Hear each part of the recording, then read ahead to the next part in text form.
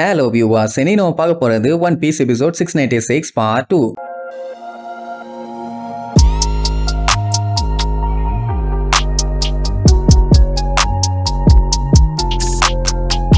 Open பண்ணா Luffy போன பாட்டுல ரெபேக்கான்னு கத்திட்டே வந்தால அப்படிதான் கத்திட்டே அடிச்சு புடிச்சு மேல ஓடி வருவான். அப்படி அவன் வரதை பார்த்த உடனே லூசி வந்துட்டான்னு அவளுக்கு செம ஹாப்பி. அப்ப கிய குடுன்னு கத்திட்டே வருவான். ஆனா அவன் அப்பாடா நீயும் நானும் ஒரு வழியா நல்லபடியா வந்துட்டோம்பா. பின்னாடி இருந்து அந்த பொம்மை வந்து பயங்கரமா கவுன்னு கவிக்கிட்டே தான் இருக்குது. அவன் எவ்வளவு வேகமா வரானோ அவனை விட அது ஃபாஸ்டா வந்து அட்டாக் பண்ணுது. லூஃபி அப்படியே ஒரு ஜம்பா போட்டு கிய குடுன்னு கத்துவான். இதோ கீ இங்க இருக்குதுன்னு நீட்டுவான். அப்ப அந்த டைம் அந்த பொம்மையும் பின்னாடி இருந்து பாஞ்சு கவ வருமா. உடனே லூஃபி கையை நீட்டி அப்படியே அந்த கீயை ஒரு வழியா அவ கையில இருந்து வாங்கிடுவான். என்ன கரெக்டா கீ அவங்க கிட்ட போகும்போது டாப்னு அந்த பொம்மை வந்து ஒரே கவு. அவ்வளவுதான் ரெபேக்கா ஒரு செகண்ட் ஸ்டன் ஆயிடுவா. ஓ மை காட், லூஃபி அந்த பொம்மை தின்னுடுச்சா, அவன் சோலி முடிஞ்சிடுச்சா, நம்ம பட்ட கஷ்டம் எல்லாம் வீணாயிடுச்சா, பறந்தெல்லாம் வந்த நேரம் படுபாவி இப்படி ஸ்பாட்லயே பாடி ஆயிட்டானே நாங்க அப்படியே ஃபீல் பண்ணுவா. மேல இருந்து ட்ரெஃபல்கர்லாவோட சங்கிலி மட்டும் கீழே வந்து விழும். இதுக்கப்புறம் அந்த பொம்மையோட நிலைமை என்ன ஆகும்னு நம்ம தனியா சொல்லவா வேணும். அப்படியே அந்த பொம்மையை சுத்தி ஒரு ரூம் ஒன்னு கிரியேட் ஆகும். ட்ரெஃபல்கர்லா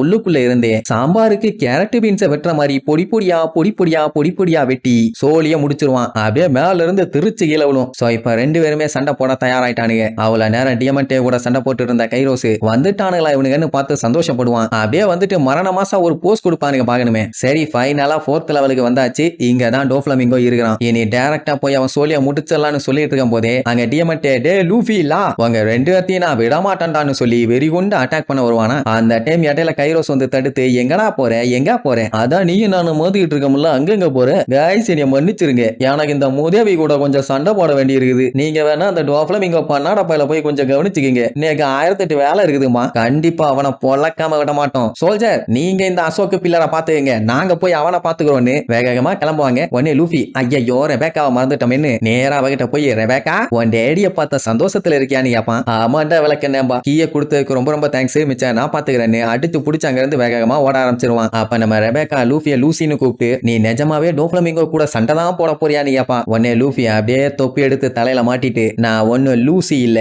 என் பேரு லூஃபி, ஃபியூச்சர்ல கிங் ஆஃப் த பைரட்டா ஆக போறவன். டோன்ட் வரி, நான் அவன் கூட போய் சொப்பு விளையாட போல, அவனுக்கு சொப்புன்னு 4 குடுக்கதான் போறேன், நீ கவலையே படாதேன்ட்டு சந்தோஷமா ஓடுவான். இங்க ரெபேக்கா பேபேன்னு முழிச்சிட்டு இருப்பா. ஏன்னா அவன் எவ்வளவு கொடூரமானவன் அவளுக்கு நல்லா தெரியும். அவனை எப்படி ஜெயிக்க போறானோன்னு ஒரு டவுட் அண்ட் அவனுக்கு ஏதாச்சும் ஆயிருமோன்னு ஒரு கவலை. அந்த டைம் டியமண்டே பார்த்துட்டு எது கிங் ஆஃப் த பைரட்ஸா என்னடா என்ன சொல்றேன்னு லூஃபிய பார்த்து கத்துவான். கைரோஸ்க்கு கடுப்பாயிரும். டாய் இங்க ஒருத்தன் நின்னு சண்டை போட்டுட்டு இருக்கேன், சன்ஃபிளவர் மண்டையா அங்க என்னடா வெட்டி பேச்சு அப்படின்ட்டு அவனை போட்டு பொளந்து வெட்டிட்டு இருப்பான். டியமண்டேவால கைரோஸ் கூட சண்டையே போட முடியல. ஏன்னா கேப் கூடாம அவன் அட்டாக் பண்றான். உடனே அவனுக்கு கன்னு கிடைக்குமா, அதை வச்சு காட்டுத்தனமா சுடுவான். கைரோஸ் புல்லட்ஸ் எல்லாத்தையுமே கேஷுவலா தடுத்துருவான். உடனே கக்கூஸ் போற பொசிஷன்ல வந்து உட்கார்ந்துகிட்டு ஐயோ இவனோட பயங்கர தொல்லையா இருக்கும் போலயே போய் தொலைய மாட்டேங்கிறானே. அவனு 2 பேர் வேற இப்ப பேலஸ நோக்கி போயிட்டு இருக்கானுங்க, அவனையும் விடக்கூடாது, அதனால நீங்க செத்தீங்கடான்னு சொல்லி கத்தி அப்படியே வழக்கம் போல நெளிய விட்டு அவங்களை அட்டாக் பண்ணுவான். அதுவும் வண்டையா திட்டிட்டே. உடனே ட்ரெஃபல்கர்லா அந்த அட்டாக்ல இருந்து லூஃபியை காப்பாத்தி ரூமை கிரியேட் பண்ணி சட்டுன்னு பேலஸ்குள்ள போயிருவான். அதாவது அங்க இருக்க போர்ல இங்கேயும் இவனை உள்ளேயும் ஸ்வாப் பண்ணி விட்டுருவான். போச்சா அசால்ட்டா தப்பிச்சிட்டானுங்களா. சோ டியமண்டே பச்சையா திட்டிட்டு கிடப்பான். ரெபேக்காலாம் பார்த்துட்டு ஷாக் ஆயிருவா. ஏன்னா ஃபர்ஸ்ட் டைம் இந்த மாதிரி அதிசயத்தெல்லாம் பாக்குறாள். சோ ஒரு வழியா லூஃபியும் ட்ரெஃபல்கர்லாவும் அவன் ரூமை கிரியேட் பண்ணதுல உள்ள வந்து சேர்ந்தாச்சு.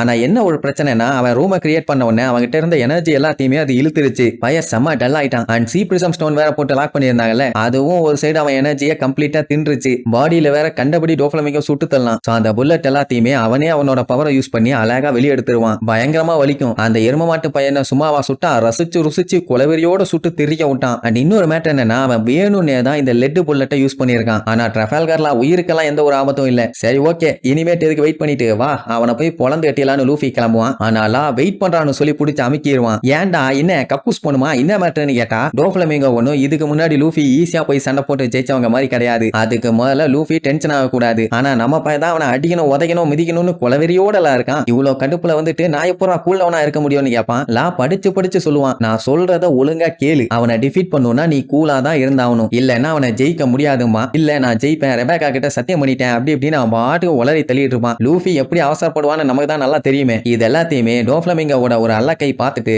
நேரா போன்ல இன்ஃபார்ம் பண்ணிடுவான். இந்த மாதிரி ஸ்டார் ஹேட்டும் ட்ரெஃபல்கர்லாவும் இங்க வந்துட்டாங்க, ஸ்விம்மிங் ஸ்விம்மிங் பூலுக்கு பக்கத்துல தான் நின்னுட்டு இருக்காங்கன்னு அவன் யாருகிட்ட இன்ஃபார்ம் பண்ணிருப்பான்னு பார்த்தா அந்த சுகர் புள்ளைகிட்ட. அவ அவங்கள அட்டாக் பண்றதுக்காக பொறுமையா அங்கதான் வந்துகிட்டு இருக்கான். இப்ப இவ மட்டும் அவங்க ரெண்டு பேர்த்தையும் பொம்மையா மாத்திட்டா இவ்வளவு நேரம் அவங்க பட்ட கஷ்டம் பூரா வீணா போயிரும். அவன் என்ன யோசிச்சுட்டு வருவானா 10 வருஷம் எப்படியே 10 வருஷமா கஷ்டப்பட்டு கொஞ்சம் கொஞ்சமா ஒவ்வொரு மக்களையா பொம்மையா மாத்தி அவங்களுக்கு வேலை செய்யறதுக்காக 10,000 பொம்மைகளை உருவாக்கி வச்சிருந்தா. எல்லாமே நல்லபடியா தான் போயிட்டு இருந்துச்சு. ஆனா இடையில நம்ம உசோப்பு பண்ண வேலையில அவ அங்கேயே மட்டையாகி எல்லாமே தலைகீழ மாறிடுச்சு. அதாவது அந்த 10,000 பொம்மையுமே மறுபடியும் நார்மலா மாறிட்டாங்க. அதனால அவனையும் சரி அவங்க ஆளுகளையும் சரி விட மாட்டேன்னு கொலை வெறியில வந்துட்டு இருப்பான். இங்க நம்ம உசோப்பு காஞ்சிரோவை போட்டு வாங்குன்னு வாங்கிட்டு இருப்பான். சீக்கிரமா வேலையை பாடுறான் விளக்கண்ணு. என்னன்னா பையன் இங்க இருந்தே அந்த சுகரை அட்டாக் பண்றதுக்காக பயங்கரமா வேலை பார்த்துக்கிட்டு இருக்கான். இப்ப அவ இவங்களை ரிவெஞ்ச் எடுக்கணும்னா ஒண்ணும் பண்ண வேண்டாம். ஜஸ்ட் அவ கைய வச்ச லைட்டை தொட்டாலே போதும் எல்லாமே முடிஞ்சிடும். சோ நான் அந்த ஸ்டார் ஹேட்ஸ் எல்லாத்தையுமே காலி பண்ண போறேன். அவங்க எல்லாருமே இனிமேட்டு எனக்கு அடிமையா இருக்க போறாங்க அப்படின்ட்டு பொறுமையா வருவா. இங்க இவனுங்க அந்த மேட்டர் எதுவுமே தெரியாம மாத்தி வாக்குவாதம் பண்ணிட்டு இருப்பானுங்க. எல்லாம் டோஃப்ளமிங்கோவை எப்படி காலி பண்ணலாம் தான். அப்ப அப்படியே அவளை காட்டுறாங்க. கண்ணுல அப்படி ஒரு வெறி. டேஸ்டா ஹேட் இனிமேட்டு நீ தாண்டா எனக்கு குரங்கு பொம்மைன்னு பயங்கரமா நம்ம ஆளுல தேடி வருவா. அவ்வளவுதான். நெக்ஸ்ட் எபிசோட்ல மீட் பண்ணலாம். டாடா.